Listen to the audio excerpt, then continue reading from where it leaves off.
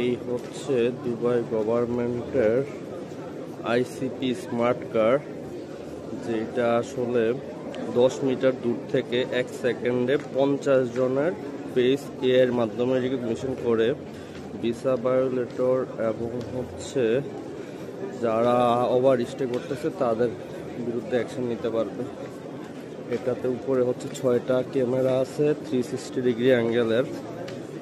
এটা 2026 সাল থেকে দুবাইতে রুল আউট করবে, তারপর আদার ইমিরাতসে রুল আউট করবে। এটা অলরেডি সোশ্যাল মিডিয়াতে ভাইরাল।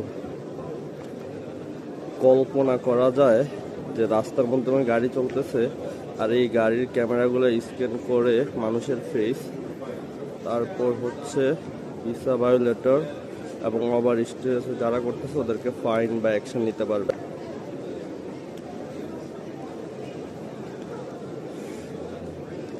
এই হচ্ছে গাড়ি।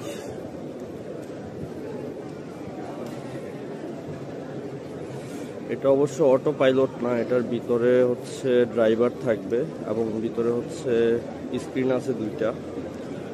তো অন্যরকম এআইআর একদম সর্বশেষ আপডেট ভার্সন বলা যায় এটাকে। মানে 1 সেকেন্ডে 50 জনের ফেস স্ক্যান করবে।